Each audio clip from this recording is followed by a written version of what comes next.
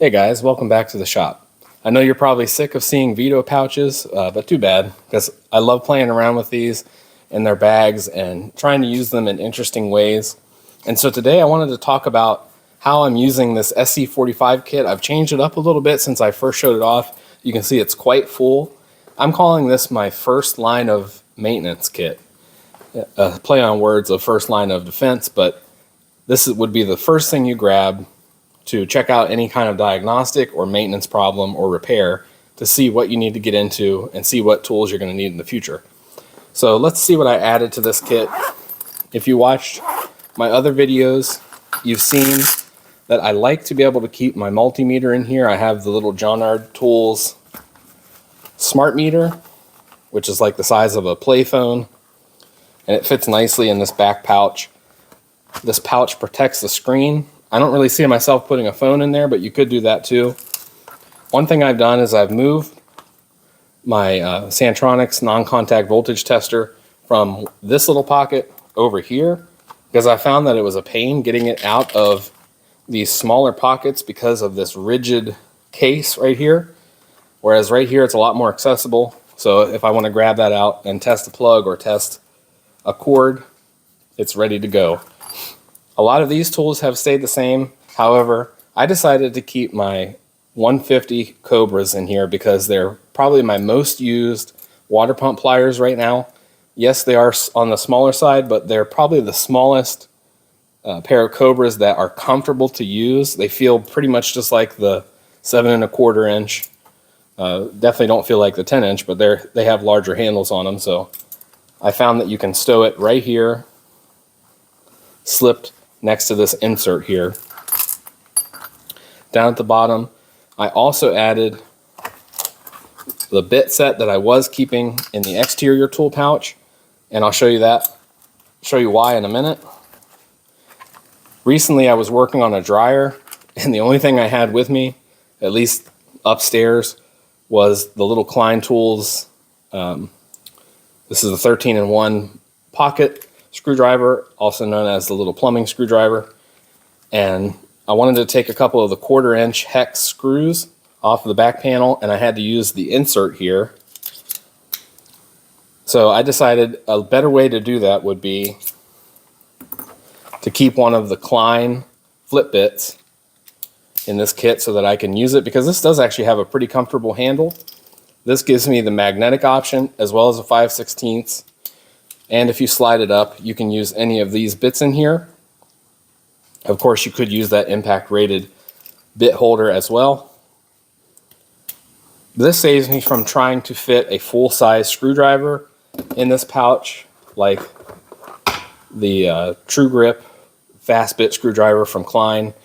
It does fit in here, but it takes up a lot of room that I would like to save for other tools. I don't necessarily need a full-size screwdriver for every task that I'm coming up to.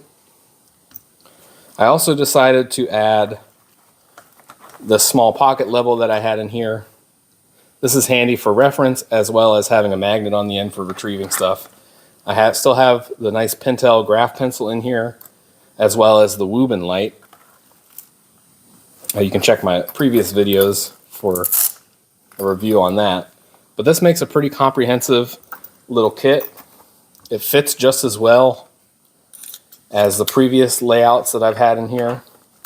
And it makes the tools more accessible. They're easier to get to. Still closes up nicely. It is a little bit heavier now, to where I would probably only run this on my belt on one side.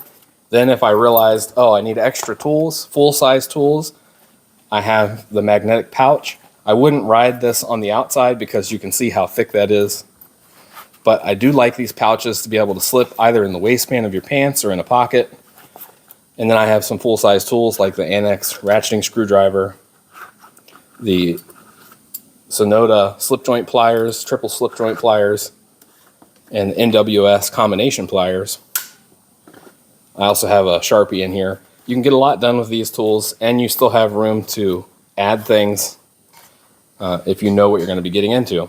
But the reason I have the MP1X here is to show you that for a much wider pouch here than the SC45, This does not allow you to be able to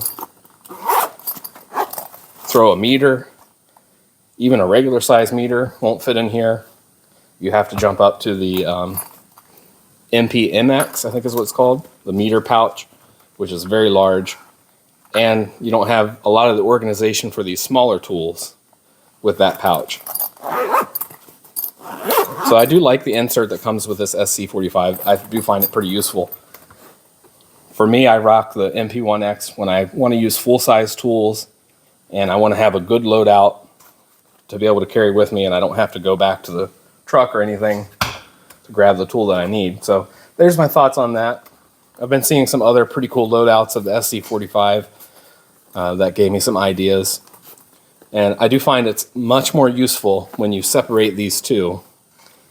You don't have to wear a tool belt necessarily, but here you have two really capable pouches on you. You could even slip tools on the inside here if you have the room. This is pretty thick right now with stuff, but great pouch. Hopefully you got it on the Veto promotion. If not, maybe wait till next year. Maybe they'll come out with some expanded stuff for this. Really hope they come out with some magnetic pouches. That would be cool. Some other magnetic pouches, that is. And maybe some other bags that work with these pouches. That would be really cool too. Can't wait to see that stuff in the future. Let me know your thoughts. Do you have this pouch? Are you interested in it? Would you pay full price for it? This is a $90 pouch. Seems kind of tough to chew at first until you realize all that you can do with it. You can do all sorts of different loadouts with this. You can take the insert out, put different tools in there. So I'd love to hear your guys' comments down below and interact with you. As always, we'll see you on the next video.